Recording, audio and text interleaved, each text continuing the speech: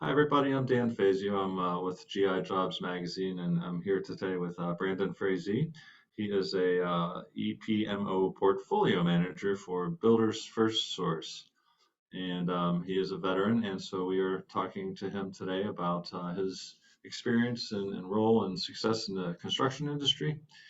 And so, Brandon, let me just ask you first question. What does the EPMO portfolio manager do? Can you just So that's actually a bit of an outdated title. So we're now the Strategic Management Office, SMO, Portfolio Manager.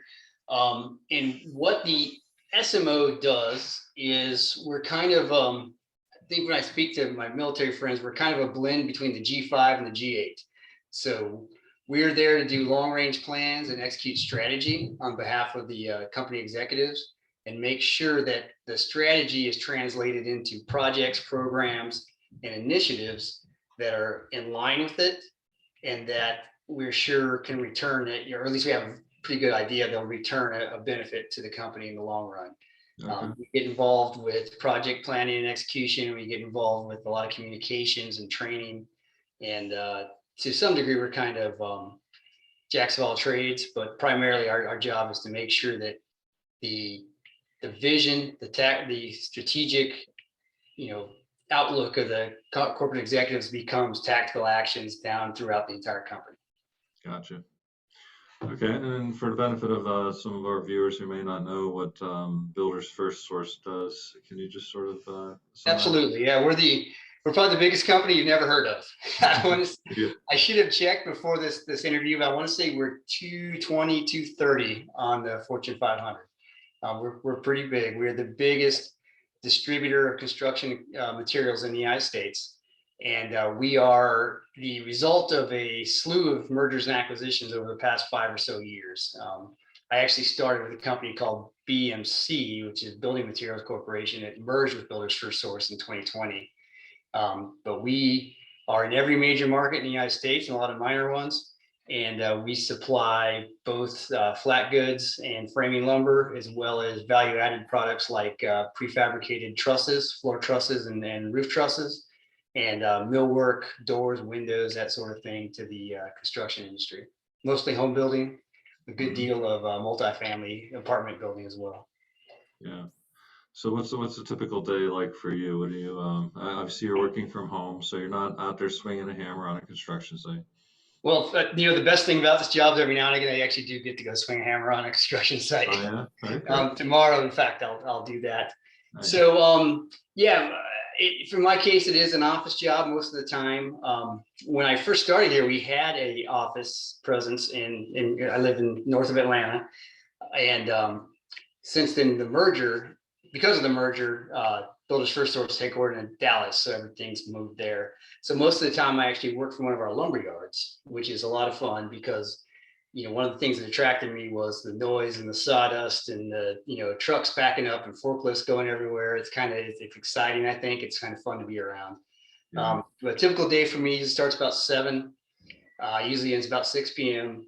And it's anywhere from hands-on project management. You go here, do this, tell me what you got done with it, to doing training. I did a training on some credit card policy earlier this morning, to sitting in meetings with everywhere from our CEO talking about long range strategy, all the way down to forklift drivers and dispatchers talking about the safest way to strap a load onto a truck.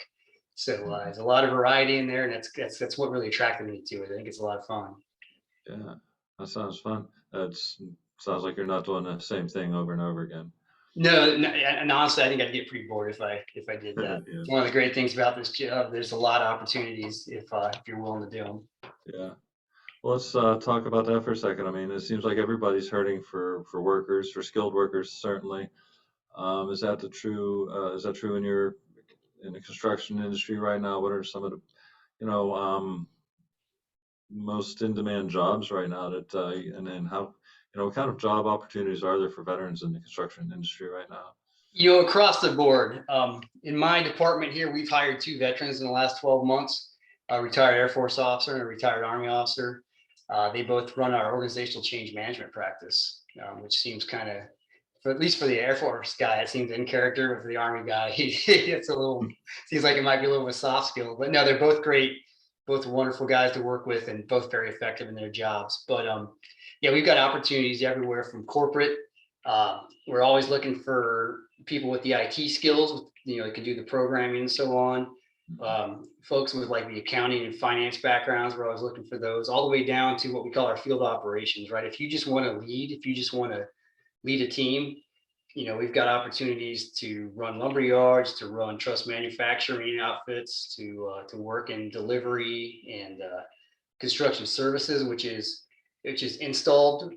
So not to say that we don't compete against our customers, right? Our customers are major home builders, but in some markets we do installation. So we do framing, we'll do window installation, door installation, things like that. So if anybody's looking for an opportunity to get out there and get the sawdust in their hands, there's opportunities like that as well. And absolutely, we're always looking for more good people. Yeah. Well, let's talk about your military background. You're a Marine, correct? Yep, Tell me Graham. a little bit about about your Marine Corps service and your military experience. What was your MOS? I was an 0802 field artillery officer, Mhm. and it's not the typical journey, right? So I got out once before, went to work in home building, worked for Pulte Homes, and then once the housing crash came, I went to graduate school, went and got an MBA in finance, and then essentially went back in the Marine Corps. I was a mobilized reservist for a couple different stints. It adds up to about 10 years. I'd be off for a month here or there, and then back on for 2 or 3 years at a time. Mhm. So my last role, I was at the Pentagon when plans, policies, and operations. I ran the service support plan for the Iran contingencies, and then left from there in 2019 and came down here to work for Village FirstSource. Gotcha. So when you were getting ready to leave active duty, what was your exit plan? What did what was your biggest challenge? What was keeping you up at night at that point? Yeah, I was really kind of fortunate because I'd done it once before.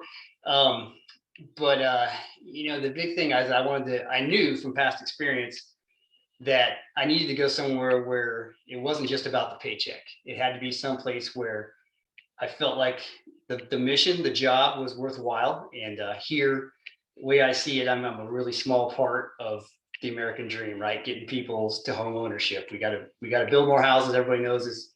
Every market in this United States is underbuilt for housing. So the more we can build, the more people can actually move in and own their own home. So I wanted to do something that was meaningful like that. And the culture, the people who you're going to work around was super important to me. And so I was pretty careful about not just going after the biggest paycheck, but going to the places where I knew I would be a better fit. I knew I'd be more fulfilled. Um, pay and benefits matter, but they only matter to a certain point. After that, it's all about the culture and the people. And I'd seen a lot of friends who had done exactly that. They went and got that. They chased the big paycheck and were miserable because they weren't the right cultural fit. Yeah. Well, in looking at your LinkedIn profile, I saw that you worked for a contractor and ended up building a military facility in Iraq. Is that correct? I did, yeah. For a little while, I worked for Lakeshore Toll Test over in Iraq. Okay.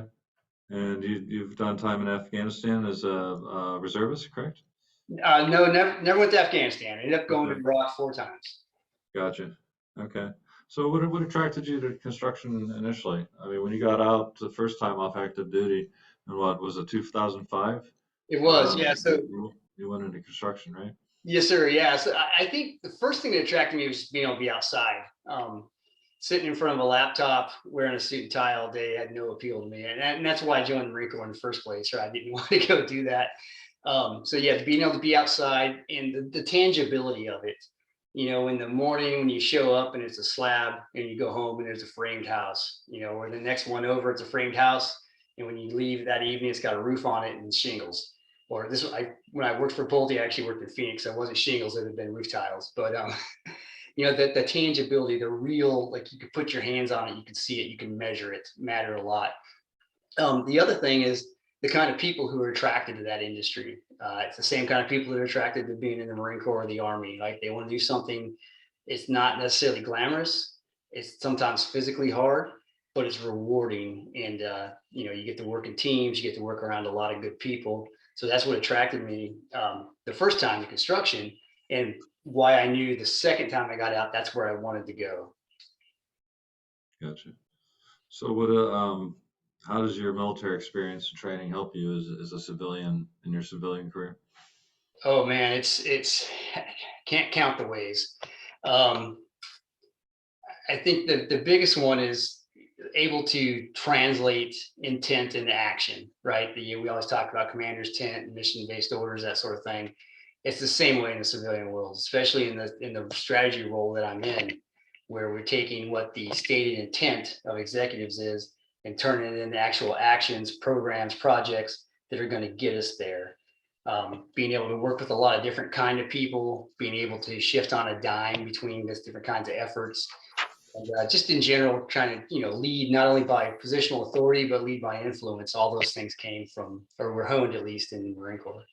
Mhm. Well, that's sort of answers my next question, which is what you love about your job. You already talked about the variety and then that piece of it as well. What's the biggest challenge in your civilian career? This is unique, I think, to reservists, because I still am a reservist.